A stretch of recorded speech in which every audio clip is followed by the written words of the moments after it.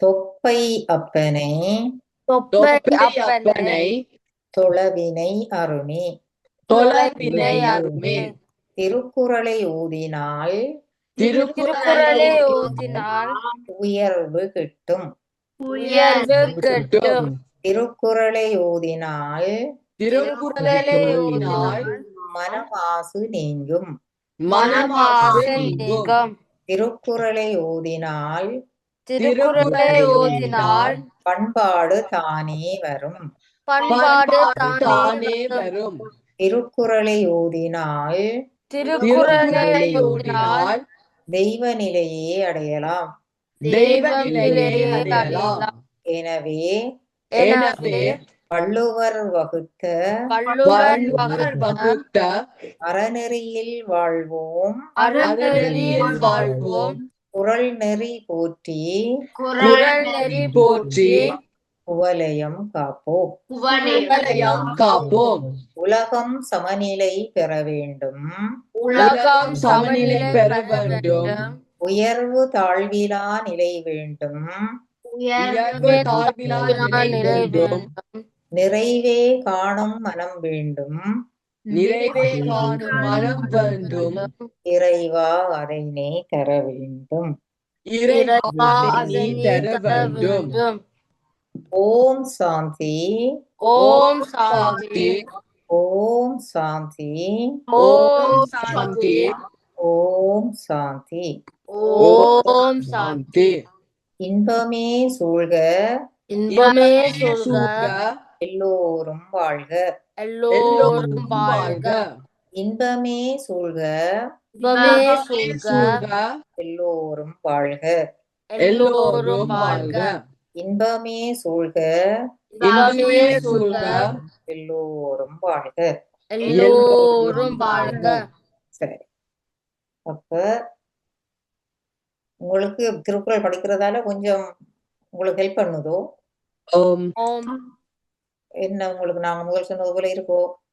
திருக்குறளை ஓதினால் மனமாசு நீங்கும் அப்படி செய்தோ? உங்களுக்கு சில வேளை உங்களுக்கு ஏதாவது கூடாத தன்மை வந்தால் அது திருக்குறள் படிச்சதால செய்யக்கூடாது அனிருத்தப்போ அதை யோசிச்சிருக்கிறீங்களோ?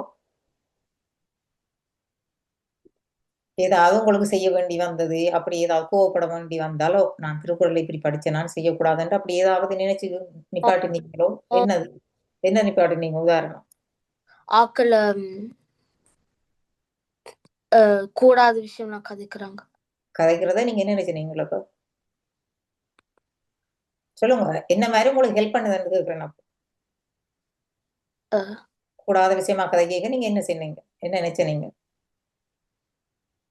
அப்படி நீங்க சொல்லக்கூடாது அப்படி மாதிரி ரெண்டு அவளை சொன்னீங்களோ அல்லது உங்களுக்கு கதைக்க வந்ததை நிப்பாட்டினீங்க? இல்ல, அவங்களுக்கு நான் சொன்னேன். கட்டிக்கார அவளுக்கு இப்படி சொல்லக்கூடாதுன்னு சொன்னீங்க.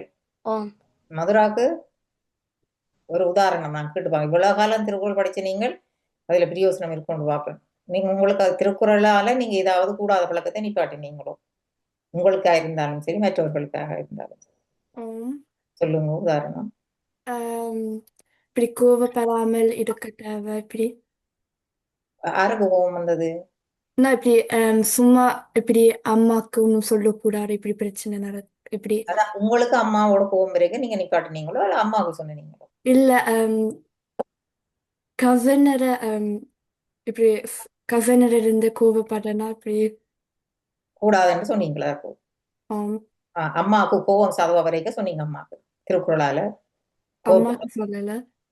எனக்கு முழங்க இல்லையா? இப்ப நீங்க சொல்ற இப்படி கசனர சொல்ல இருக்க கோவப்படாமல் இருங்க சொல்லிட்டோம். நீங்க கசினுக்கு சொன்னீங்களோ? சரியா. ரமண பள்ளிக்கூடத்துல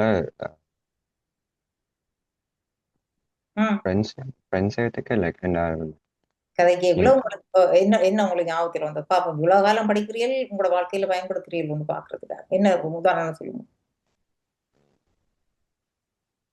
ஃப்ரெண்ட்ஸுக்கு எந்த சந்தர்ப்பத்தில என்ன சொன்னீங்க? படிக்கிறது வந்து கிஃப்ட்ஸ் தரலாம். அப்படி வழங்கலே கிஃப்ட்ஸ் கொடுக்கலாம். நீ வந்து இந்த கூடாம கழிச்சிக்கு பெரிச்சு நடிக்கைக்கு நீங்க வந்து அவையோட வந்து கதைக்காம இருக்கிறதுக்கு அவை பற்றி கூடாம கதைக்காம கூடாது அவைகளுக்கு நாங்க வந்து கதைக்கிறது வந்து கதை சேர்ந்து நாங்க போய் கூடாதுன்னு நீங்க சொன்னீங்க உங்களோட ஃப்ரெண்ட்ஸுக்கு. லவின் நான் ஸ்கூல்ல அக்கள் என்னோட இல்ல ஆனா மற்றவர்கள் அவங்களோட சண்டை போடவினம் இல்லாட்டில் கூடாத வார்த்தைகள் இப்படி கிடைச்சினால் எல்லாரும் சமம் என்று சொல் அப்போ கதைக்கால் கதைச்சினாலும் சொல்லக்கூடாது. கூடாத வார்த்தைகள் கதைக்கால் கூடாத வார்த்தைகள் கிடைத்தால் நான் போய் தடுத்து எல்லாரும் சமம் அப்படி ஒருவரை மேல மேல மேலாக பாட்டு கீழாக பாட்டு எல்லாருமே சமமாக பாட்டு எல்லாருக்கும் சாத்திரம் எல்லாரையும் ஒரே மாதிரி பார்க்கணும்னு சொன்னீங்க. அக்செப்ட் பண்ணினவே லோமன் சொன்னவே. அக்செப்ட் பண்ணவினம். சரி. அப்ப நீங்க இப்படி படிச்ச நாங்கள் திருக்குறள் அப்படின்னு சொல்லி சொன்னீங்களோ? படிச்சிருக்கிறேன் என்று சொன்ன நான் திருக்குறள் படிச்சிருன்னு சொல்லல.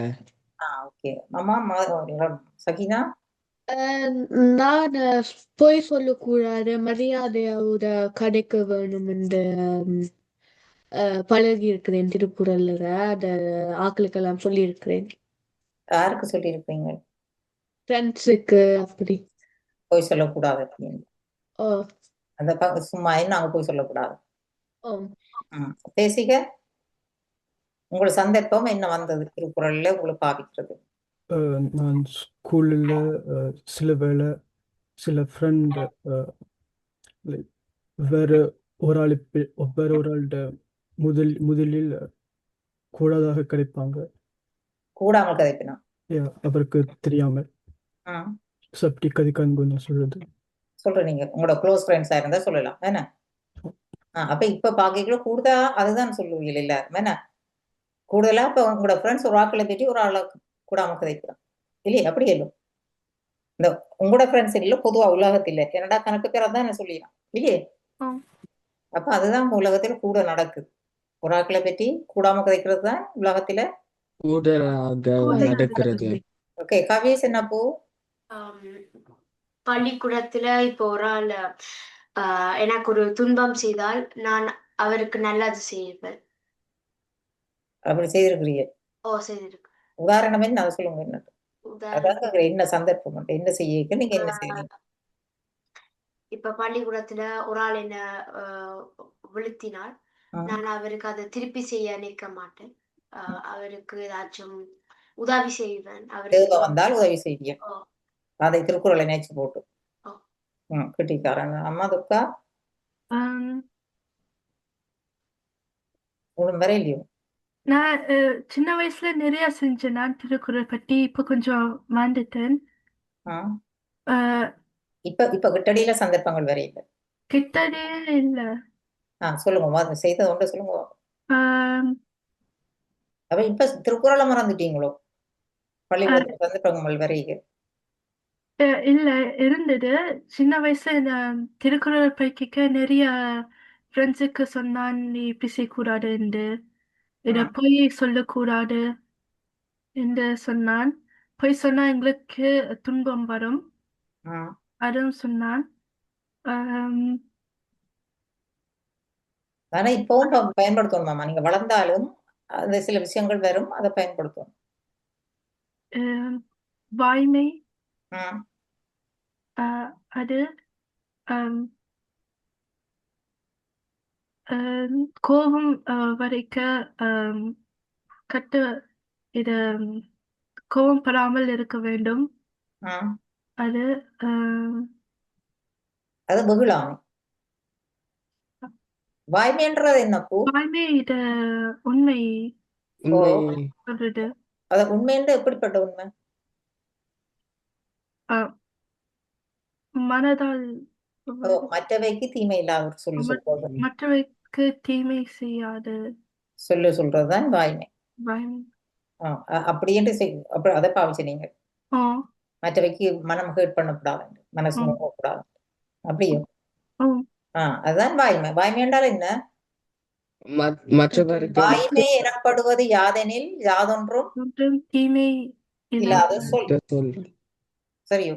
வாய்மையும் பொய்மையும் வாய்மையிடத்து பொறி தீர்ந்த நன்மை பயக்கும். ஏனே அதான் மற்றவர்களுக்கு நன்மை வருமா இருந்தால் நாங்க அந்த நேரத்தில் சொல்ற பொய்யும் என்னவா இருக்க மாட்டோம். பிரச்சனை உண்மையுண்டு. அப்ப இதுகளெல்லாம் உண்மையில நல்லது. நீங்க சொன்னது போல இதெல்லாம் பாவிச்சு நீங்களும் வாய்மையான விஷயம். சரி, அப்ப ஆனபடியா அதை நீங்க மனசுல வச்சுக்கொள்ளணும்.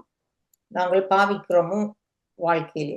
இது நாங்கள் சும்மா பாடமாக்குறதுக்கு மட்டும் படிக்கிறோம் இல்லை, வாழ்க்கையில பயன்படுத்த வேணும்ன்றதுக்கு தான் படிக்கிறோம். அதுக்காக தான் அந்த இதையே சொல்றது ஒவ்வொரு நாளும் அந்த ஸ்லோகத்தை இல்லையோ? அப்ப இன்னைக்கு எத்தனாவது குரலப்போ? 3ஆவதும் 4ஆவதும். எத்தனாவது எத்தனாவது அதிகாரம் மதுரா? 27வது அதிகாரம். பெயர் தவம். தவம் உங்களுக்கு சொல்ல. சரி, அதுல 3ஆவது குறள் வடிவா கேளுங்க. 3ஆவது குறள் இப்ப என்ன சொல்லப்படுது என்றால், துறந்தார்க்கு துப்புரவு வேண்டி மறந்தார்க்குள் மற்றையவர்கள் தவம் என்றால் என்ன? கொஞ்சம் விளங்குதோ? கொஞ்சமா என்ன கொஞ்சம் விளங்கினது இருக்கா? துறந்தார்க்கு துப்புரவு வேண்டி மறந்தார்க்குள் மற்றையவர்கள் தவம். கெஸ் பண்ணுங்க. ஆறாவது மூளையை விட்டு. துறந்தாட்கு யார்? துறந்தாட்கு யார்? துறந்தாட்கு துறந்தார்கள் என்றால் யார்? தவம் செய்தவர்கள், அதாவது துறவிகள். சரியோ? துறவிகளுக்கு துப்புரவு வேண்டி. இப்ப துறவிகள் வந்தா நாங்கள் என்ன செய்வோம்? அவைக்கு எல்லாருக்கும் சாப்பாடு கொடுப்போம். அவைகளுக்கு இடம் தேவைன்ற இடத்தை கொடுக்க வேணும். ஒரு மடத்தை கட்டி கொடுத்து அவையில மடத்துல இருக்க வைக்கிறது. அவைகளுக்கு உடை இப்ப வேட்டி எல்லாம் தானமா கொடுத்து அப்படி செய்யறது இல்லை. அதுக்காகத்தானாம் மற்றவர்கள் இல்லற வாழ்க்கையில இருக்கிறவர்கள் தவம் செய்யறத மறந்துட்டார்களோ என்று சொல்லி வள்ளுவர் ஏளனமா சொல்றார். அதாவது இப்ப எல்லாரும் இந்த தவத்தை மேற்கொள்றீங்க. எல்லாரும் யார்? எல்லாரும் துறவிகளை தவிர மற்ற எல்லாரும் செய்யறதல்ல. தவம் என்றால் என்ன? முதல் படிச்சிட்டீங்களா என்ன? என்ன செய்யறீங்க? வேறு உறுதி இல்லை. மனமுறுதி இல்லாமல், மனது உறுதி இல்லாமல் துன்பத்தை கண்டு அழுது கவலைப்பட்டு கொண்டு இருக்கிறதை அடக்க முடியாமல். சரியோ? என்ன செய்யணும்? ஒரு ஆசை இருந்தால் அந்த ஆசையை அடக்க முடியாமல் அந்த அந்த விருப்பத்தை எப்படி நிறைவேற்றுவதற்காக என்ன செய்யணும்? கஷ்டப்பட்டு அந்த ஆசையை நிறைவேற்றுவினோம். ஆனால் இவற்றை எல்லாவற்றையும் துறந்தவர்கள் தான் யார்? முனிவர்கள். துறவிகள் என்ன? அவையில் வெயில் மழை என்று பாராமல் எல்லாத்தையும் சகித்து கொண்டு போவினோம். சரியோ? நாங்கள் என்ன? எங்களுக்கு ஒரு சின்ன ஒரு புண் வந்துட்டாலே நாங்கள் அழுது கவலைப்படுவோம். ஆனால் அதையும் அடக்கத்தான் சொல்லக்கூடாது. நாங்களும் தவம் செய்வோம். எப்படிப்பட்ட தவம்? அதுக்காக அவையில போல அப்படி காட்டுல போயிருக்கிறதோ? இல்லை. எங்கட வாழ்க்கையை செய்கிறோம். வாழ்க்கையில வாழ்ந்து கொண்டு தவம் இருக்கணும். ஆனால் அவை அந்த தவத்தை கடைபிடிக்கிறேன் இல்லையா? அப்ப அதுக்காக சொல்றார், ஏன் இனிமேல் அந்த தவத்தை கடைபிடிக்காம இருக்கணும்? அவைய யோசிக்கிறமாக்கும் துறவிகளுக்கு சாப்பாடு கொடுத்து அவைகளுக்கு இருக்கிற இடம் கொடுத்து அவைகளுக்கு உடுப்பு கொடுத்தா போதும்னு நினைக்கிறோமோ? அதாலதான் அவை தவம் செய்கிறே இல்லையோ? அதை செய்தா போதும், நாங்கள் எங்கட மனதை உறுதியை காக்க தேவையில்லைன்னு நினைக்கணுமோ அப்படின்னு சொல்றாரு ஆம்பட்டவர். சரியோ? அப்ப அது என்னது?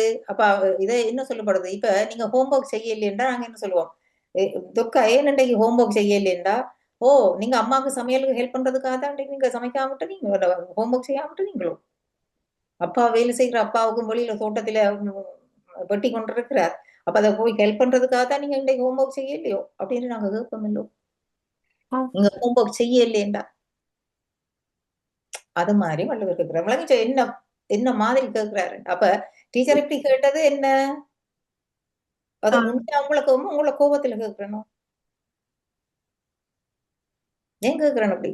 துக்கா ஏன் ஹோம்ஒர்க் செய்யல? என்ன அம்மாவுக்கு கிச்சனுக்குள்ள போய் சமைச்சு ஹெல்ப் பண்ணி கொண்டு இருந்த நீங்களோ? ஒரேதான் 24 மணித்தியாலமும் அல்லது அப்பாவுக்கு போய் அங்க தோட்டத்தில் அவர் வேலை செய்யக்குள்ள அவருக்கு உதவி செய்து கொண்டு தரீங்களோ, அதாலதான் நீங்க ஹோம்ஒர்க் செய்யலையோ? அல்லது உங்களுக்கு சின்ன தம்பி இருந்தாலும் தம்பி அழுதோண்டு இருந்தவர் அவரை டேக்கி ஆகணும்ன்றதுக்காக தான் ஹோம்ஒர்க் செய்யலையோ அப்படின்னு கேட்கிறேன் நான். இது என்ன மாதிரி கேட்கிறேன் நான்? ஒரு கேள்வி என்ன மாதிரி இருக்கு? இப்ப நான் ஏன் இப்படி கேட்பேன்? ஹோம்ஒர்க் செய்யாததால அது கைண்ட் ஆஃப் என்ன மாதிரி இருக்கு? இப்ப நான் இப்படி கேட்கிறா உங்களுக்கு என்ன, நீங்க என்ன செய்வீங்க? நீங்க என்ன செய்வீங்க? உங்களோட ஃபீலிங் என்ன? இப்ப உண்மையில நீங்க ஹோம்ஒர்க் செய்யாம வாரீங்க, டீச்சர் இப்படி கேட்டா என்ன நீங்க ஃபீல் பண்ணுவீங்க? கொஞ்சம் சோகமா இருக்கும். எல்லாரும் சொல்லுங்க, எல்லாரும் இப்படி உங்களுக்கு. நான் சும்மா உதாரணத்துக்கு துக்காண்ட பேர் சொன்னா லவினாண்டு கேட்கிறேன், மதுராண்டு கேட்கிறேன். அப்ப உங்களுக்கு என்ன ஃபீல் பண்ணுவீங்களா? பேசிக்க கவலையா இருக்கும். கவலையா இருக்கும். ரெண்டா என்னது, நீங்கள் ஹோம்ஒர்க் செய்யாதது நல்ல விஷயமோ இல்ல. இல்ல, ஆனால் நீங்கள் தேவையில்லாத ஒரு விஷயத்துக்காக ஹோம்ஒர்க் செய்யாமல் வந்திருக்கிறீர்கள் அர்த்தம். விளங்கிச்சு? அது உண்மையோ? நீங்கள் உண்மையிலேயே அப்பாவுக்கு ஹெல்ப் பண்றதுக்காக தான் நீங்கள் ஹோம்ஒர்க் செய்யலையோ? இல்ல. அதே போலதான் இதுக்கும் அதே தோரணையில தான் கேட்கிறார்கள். இப்ப நீங்களே இல்லறத்துல இருக்கிறார்களே தவம் செய்யல, தவம் செய்கிறார்கள். தவம் அந்த துறவிகளுக்கு சாப்பாடு கொடுக்கணும், அவர்கள் வர்றவைக்கு உடைய கொடுக்க வேணும், அவர்களுக்கு இருப்பிடம் கொடுக்கணும்ன்றதுக்காக தான் நம்ம தவம் செய்யாம இருக்கணுமோ அப்படி என்று சொல்றேன். அது உண்மையான காரணமோ? இப்ப அவைக்கு சாப்பாடு கொடுக்கணும்ன்றதுக்காக நாம மன உறுதி இல்லாம இருக்கலாமா? இல்லை. ஒரு செயலை நான் செய்யணும், இந்த கிடையில இரவு கிடையில முழு ஹோம்ஒர்க்கும் செய்து முடிக்கணும் என்றது ஒரு தவம். சரியோ? அப்ப இந்த தவம், இந்த ஹோம்ஒர்க் நான் இரவு கிடையில செய்து முடிக்க வேணும் இந்த மன உறுதி, அந்த மனது உறுதி இருக்கிறது தவம். ஆனா இந்த மன உறுதி யாருக்கு இருக்கும்? உண்மையிலேயே தவம் செய்கிறவையில் அதை மனதை கட்டுப்படுத்தி இருக்கிறோம். அதே போல நாங்களும் இந்த எங்களோட இல்லற வாழ்க்கையில நாங்கள் அதை கட்டுப்படுத்தி இருக்கோம். அப்ப இது கட்டுப்படுத்தி இருக்க முடியாதது காரணம் அந்த தவம் செய்கிறார்களுக்கு உதவி செய்யறதாலே உங்களோட மனதை நீங்கள் கட்டுப்படுத்த முடியாம இருக்கு. இல்லை. என்றதுதான் வள்ளுவர் சொல்றார். அப்ப அது உண்மையான காரணம் அது இல்லை. இல்லை. அப்ப அதைத்தான் அவர் வள்ளுவர் இப்ப நான் சொன்னது போல, என்ன நீங்க அம்மாவுக்கு 24 மணி நேரம் அவரை உதவி செய்கிறீங்களா? தான் ஹோம்ஒர்க் செய்யறேன் இல்லையோ என்ன மாதிரி வள்ளுவர் சொல்றார். துறந்தார்க்கு துப்பரவு வேண்டி மறந்தார்கொல் மற்றவர்கள் தவம். யோசிச்சு பாருங்க, அந்த ஹோம்ஒர்க்கோட சொல்லி பாருங்க. வணங்கிஜோ. அப்ப என்ன துறந்தார்க்கு துப்பரவு வேண்டி என்ன கருத்து?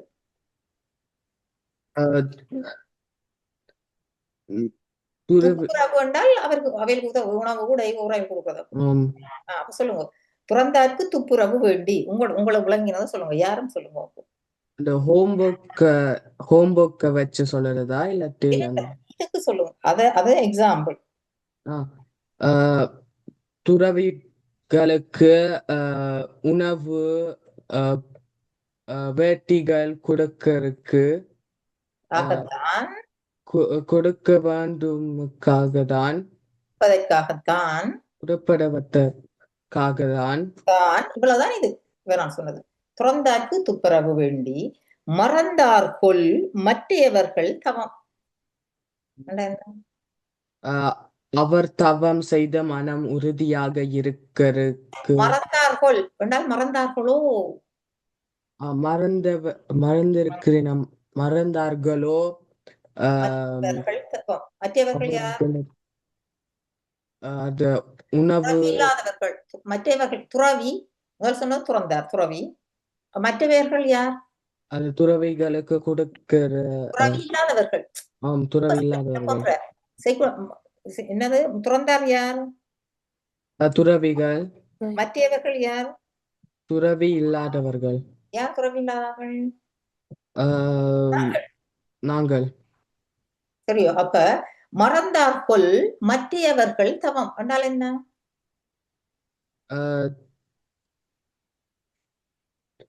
மறந்தார்கொல் என்றால் என்ன? மறந்தவர்களோ? மறந்துட்டார்களோ? கெஸ் பண்றார் வள்ளுவர்.